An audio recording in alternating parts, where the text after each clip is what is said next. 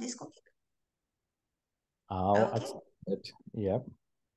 All right. So now we are on. Oscar, thank you so much for giving me these opportunities to have a conversation with you today. So, Oscar, you are the leader of the band called Kusi Taki, correct? That is correct, Joko. Okay. Yes. So, could you tell me a little bit about yourself and the Kusi Taki for us? Sure. Sure. Thank you for what you're doing, Yoko. Oh, This is sure, something thanks. that we are looking forward to um, taking part uh, Mhm. with and with collaboration or in collaboration, better said, with other entities, with other Mhm. community service providers, with other members of the community. I am originally from southern Mexico. I am a first generation Zapotec, which is a southern tribe in Mexico. I am a third generation Japanese, a third generation French, and my great grandpa came from Nice, France, to build the railroad tracks for the Mexican government. And Ah, when he finished the project, he met a mestizo, indigenous lady from the Zapotec tribe. She did not speak Spanish; mhm. she spoke Zapotec. So he decided to stay in Mexico, and he died in Mexico. So that's my father's side of Mhm. the family. Then my great grandma came from Japan and running away from the war, Uh-huh.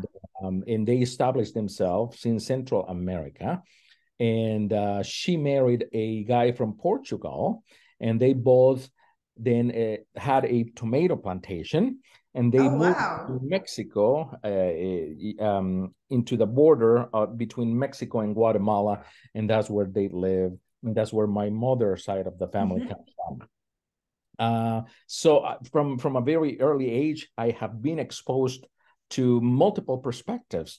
I knew that I was different. I knew that my vision of the world was larger than the Mhm. location in which I was brought up, Right. larger than the small environment in which Mhm.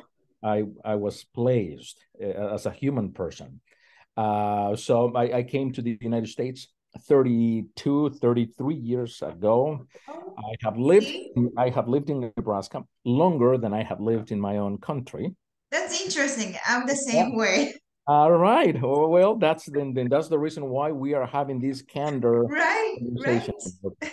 Because as you put it, we have to have a candor conversation in order to begin communication. Right. There's not a script that I'm reading. It is only having a human interaction here. Mhm. And I think so. When it comes to music, Yoko, music has been a part of my genetic structure. My great grandfather was a professional guitar player. Oh, wow. My grandfather, in turn, had the skills, and he was a professional guitar player. My father, who just recently passed away, was Oh, a sorry. professional guitar player in Mexico. But I had music within my system, and Mm-hmm. but the idea of music came in the form of native instruments I from see. from South America, and just the instruments that we play, the instruments that you will hear soon. These are native instruments, handmade. They resemble the sounds of nature. They resemble Mm. sounds of wind, of mountains, of birds, of trees. Mm-hmm. Resemble emotions, Right. sadness, happiness, excitement, uh, Mm-hmm. frustration, concern. Um, so everything that we experience as living creatures on Uh-huh. Earth, we can resemble those emotions through music and vibration. And so these instruments, I think one of the things that I loved about that I love still today about the instruments that we play is just that we are able to share that information and still have a conversation because it's Okay. in a non-threatening way, which is what music does. Sometimes I get in trouble because of the things that I utter. Uh, but when it comes to the music, there's a filter. There's an invisible filter that allows the listener the opportunity Hmm. to say, I'll take that. No, I don't like that, but I'll take this other piece. And then they create their own music with the music Right. we are sharing with them. So we have a vast number of we have over 20 different instruments. Oh wow. Yeah, that's incredible. Right, Yes. when it comes to strings, wind instruments, percussion instruments, and then the way we fuse those instruments with other ethnicities. And for instance, we are doing a lot of work with Native American drums, and Oh, that's wonderful. from this area, from the Mhm. Omaha Nation, from the Winnebago Nation, that are still living amongst ourselves here in Nebraska. So so we try to unite some of these ideas, some of these concepts of music across cultural perspectives. So that's what we do. I'm not sure if I'm answering your question exactly, No, but you actually did perfectly because I thought it was very interesting to hear about the combination of sounds that coming from the different cultures. And then it really reflects you as another person where you guys came from, and it was very interesting to hear about so many different diversity and multicultural ethnicity you have as another background coming from your grandparents and grandparents. So how was it when you grew up in that household? How was the culture adaptations went for you? Because you said your grandmother was, that she's a Japanese person, and your dad coming from the different areas and stuff like that. I mean, the food cultures or like social behaviors and stuff like that. How was it? How was it to sort of like mush into who you are today? well, Yoko, I am I'm glad that you brought up that question, um, because interestingly enough, Mm-hmm. mother died when I was 1 year old, and my father, being greatly affected by my mother's death, uh, Okay. he went into apathy. He went into depression. So there was a point in time when he had to say to my aunt Priscilla, Mm-hmm. his sister, who was newlywed and who had no children. Mm-hmm. He said to her, I need you guys to take care of Oscar and Mm. Ogla is my older sibling. All this, better said, we are two from that marriage. And so unfortunately, and I'll repeat many times that, Yoko, I did not get the chance to spend time with my mother's side of the family, Oh, I see. with I my see. biological mother's side of the family, because my father took us away from that environment. Mm-hmm. Right when my mother died, giving birth Sure. Uh-huh. to my third sibling, he was so traumatized by the whole experience that in his mind he wanted to detach totally from that environment. I see. I But see. along with that process, he took us with him. Okay. It was unfair. We have to Right, right, agree that right. it was unfair. So I miss this whole cultural perspective on my mother's side of the family. Mm-hmm. Unfortunately, and I'll say it again, on my father's side of the family, he left. He in when he was trying to put his thoughts together, try to recuperate, from these laws, Mm-hmm. he left us with my aunt and uncle, who after many years decided, well, where is dad? Where is the Yeah, dad? right. Children. And we've been taking care of these kids for 6 years now. It is about time for us to decide whether or not we're going to adopt them. Right. So we were adopted by our aunt and uncle Okay. who I see. helped us survive. Mm, We miss my mother's side of the family's cultural perspective, and to a certain extent, my father's side of the family cultural perspectives. And now we were in sort of an emergency mode, I uh, see. Yes. living day by day because my aunt and uncle's perspective was not to be newlywed, to not have children of their own, and now Right. take care of two, little ones who had no parents. Right. Right. So, but it doesn't really matter. I think it comes down to what you have within yourself, Yoko. Yes. It does not matter what the environment and the Mm-hmm. circumstances of the environment are that will make who you are, that will bring up or bring out the best of who you are. I Right. think it's already within yourself.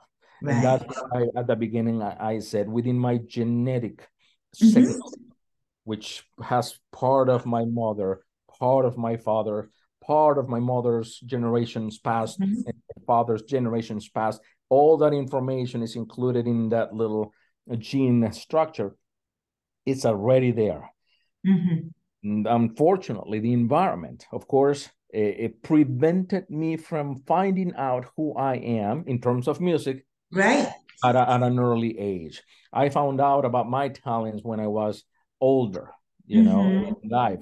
I think, well, not older. I can say I was about I knew all the time that I was attracted to music all the time. At 6 years Mm-hmm. old, I began to make music out of nothing. 10 years old, I was already playing flutes, at the middle school. And from there, but the resources were not there. Right. It was until I came to the United States when I was 19, 20 years I old see. that I began to earn money in order for me to buy those instruments that I was so passionate about. Right. Yes.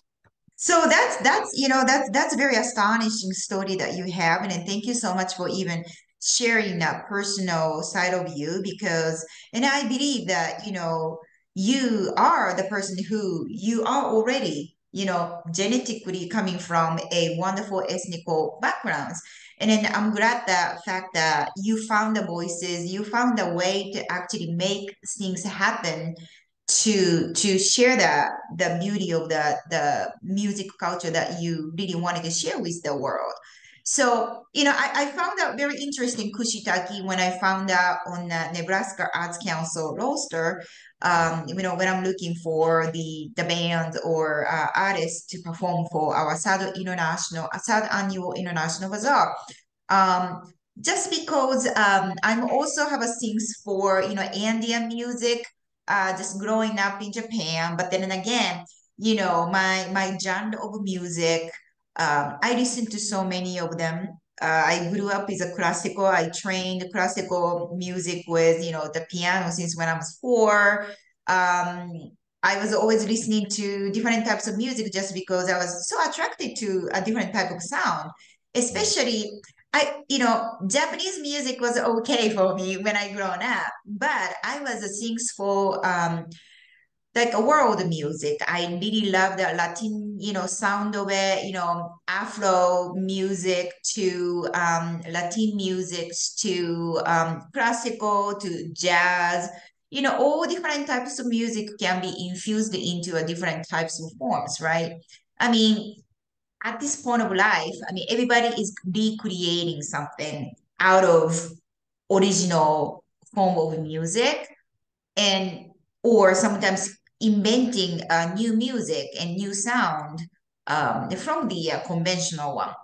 But I thought, it's all coming from the same place, the passion, right? The passion that you have for the music, passion that you wanted to educate others with type of music that you guys wanted to, the spread amongst the, students that you work with or the community you are going to play with the music with the Kusi Taki. So what is your, let's just say like the artist like inspiration? Most of your where your inspiration coming from? Right. Joko, that's another wonderful question. The inspiration comes from the moment. That's the beautiful part about this music. The inspiration comes from the moment that we are able to perceive, which is now. Mm. It does not come from yesterday. It does not come, it does not go into the future.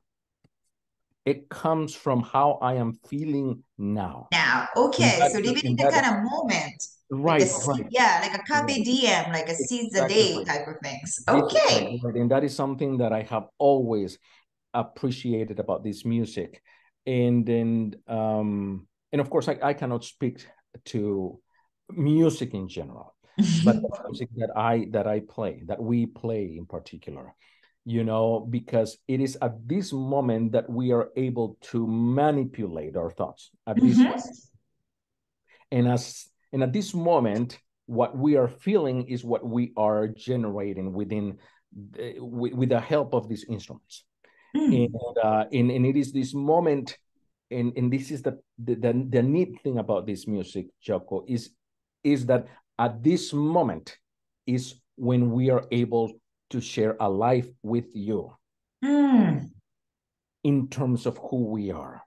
I like that. So it's all about sort of like a connectivity in between the Yes, peoples in a moment when exactly. you are presenting and playing Yes, the music for yes, us or for the community, yes, yes, people feel that yes, and to yes, have the bridge of the connection in between you guys exactly. and themselves. Yes, yes, yes, Yoko.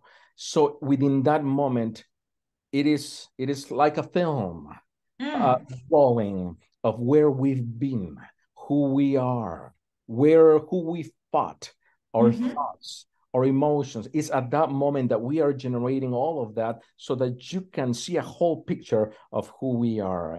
But in the moment, we don't want you guys, we don't want the audience to be stuck somewhere else where we are not any longer. Right. Okay. That's interesting So concept. I we like we that.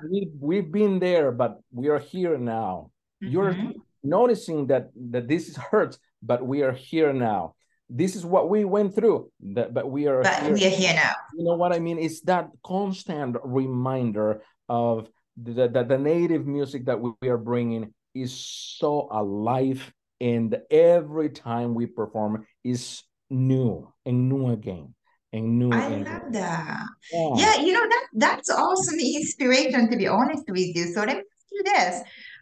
Who's your favorite artist that sort of like forms you? I mean, you can name your native or indigenous the players' names or genre of music that you got so become a part of it and then become very passionate about pursuing that music. Who you listen to. Well, when it comes to the music that we perform, we have our greatest. It's so interesting. Um, I was about 10 years old, Yoko, and for the first time, I heard on the radio station music from the Andes. Oh, I All right, see. music from, and I was 10 years old, and you may not know this, but a very, very famous South American music band called Mhm. Iyapu uh, Okay. was exiled from Chile because of their, Oh. because of their new songs that they were bringing to the people. In their songs, they talked about liberation. In their songs, they talk about a bright day with beautiful sun of Hmm. justice. But The because of this, freedom, right? The the freedom. freedom Yes. in that, we want to fully live it. And because of those songs, they were kicked out of Chile. So for 5 years, but Mexico welcomed them. Oh, And it yes. was during that 70s. between 1970 and 75, which is that I was born in 1970, it was a constant new music for the Mexican people, because Mhm. now this famous band was fusing Mexican sounds with South American Inca music. And in my mind, I began to hear, this is wonderful, this is wonderful. And there was at one point in time, Yoko, I heard a well-known song, The Uh-huh. Flight of the Condor, or in Yes, Spanish yes, I called love El that song Condor, actually. right? El Yes. Condor Pasa. Simon and Garfunkel Simon and Garfunkel, wrote yeah, that was wrote my the own too. lyrics the lyrics to this very native song. They were very famous because of that that song, the lyrics that they wrote. Um, but so I went, and of course Iyapu became a very good initiation in the Sure. Indian music genre in which I was born into to a certain extent. Uh, Mm. but of course, I was 10 years old. We didn't have internet. We didn't have technology Back in the days, no. in southern Mexico. We only had record players, which was the only form by which I could learn more about this music. So I remember going to my mother, my adopted mom, my aunt, and I said, "Mom, I want to find this song." And then Mhm. my mother said, it's gonna be hard, Oscar. How do you know the name? Do you know the author? I don't know anything. I just remember what the sound is like. So she said, okay, Oscar, you're so stubborn about this. Let's go to a music shop. So we went to this tiny little shop. They Uh-huh. they sold a record vinyl Record players, yeah. player, right? And so here I am, 10 years old, very shy, and here's my mother talking to the lady at the counter. And then she says, my son really wants to find this song. And she says, I'll help you. What is the name of the song? He doesn't know. Does he know the name of the artist? He doesn't know. No. So the lady, in her infinite wisdom, she was very patient, and I still remember her face. Yoko, she says to me, okay, Oscar, can you sing the Sing it. song Oh, you yes. have in your heart? At that moment, I lost the shyness, and I began to hum the song. La na na na Na, na na, na na, na, na na, na, na na. na. Yes. That lady, once she heard it, she says, I know exactly Oh, that's what awesome. you need. And she brought to me a record player of the most famous flute player in the world.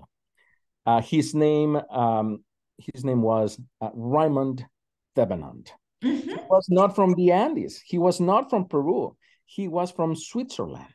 Oh, wow. Yes, but he moved to Peru because of the passion that he had about the music. He left everything back home, and he just immersed himself in the culture and the music. And as a matter of fact, even today, he's one of the best, kena players. They adopted him. His music has been immortalized. But the beautiful part is that I learned from his style, Yes. which at that point in time, Yoko, was the best style of flute playing for native music of the Andes. So my style is very closely related to Raymond Thevenant style of music. Right. Yeah, so I'll send you a couple of links so that You betcha. you'll You see betcha. Yeah. what I see. But so you talking about influence, in Mhm. people, and of course after that, and the advancement in communication and technology, there are so many artists that I have a list of. I have listened to this music Sure. for a long time, so I have many a list of artists that are wonderful musicians playing You this. bet. But I can tell, like when I watched one of your Kusi Taki YouTube videos, and Mhm. then I recognized it immediately that, because you mentioned about Simon and Garfunkel, the very famous song.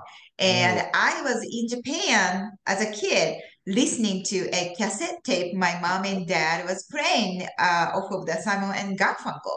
And that's how I got very influenced by their music, style of music.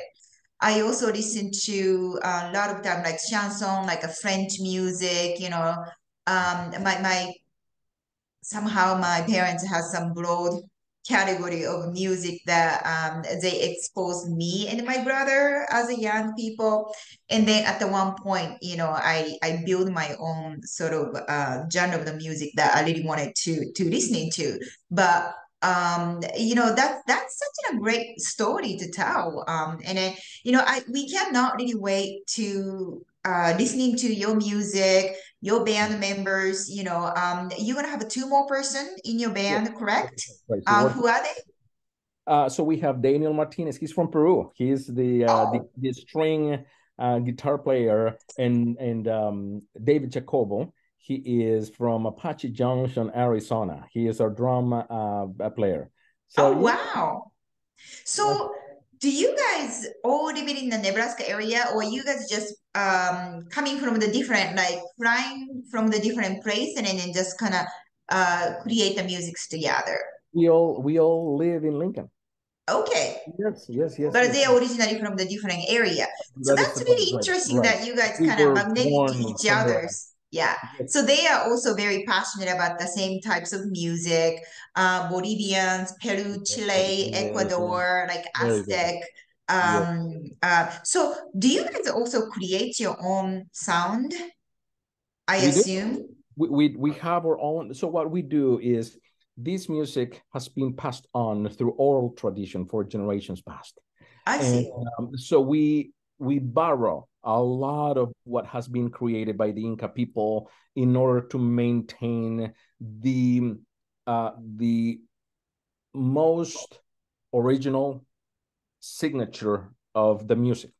So we Okay. So like the we integrity of the want to music, you just want to keep it right. We want to that keep it way. as much as possible that way. Mm, And of course, within that frame of music and culture, we do our own okay. arrangements to the music of the Andes, but always keeping the main signature. Or in Okay. other words, there are certain ingredients within Inca music, Joko, that we would not deviate from. We Right. always bring those important ingredients. It's like when making a Mexican guacamole. You know, I like that. I you like like that that, right? analogy. So I you like that. appreciate that. Yes, Yes. a Mexican guacamole, you have the most important pieces, which is avocados, Right. cilantro, tomatoes, onions, but some people add lemon.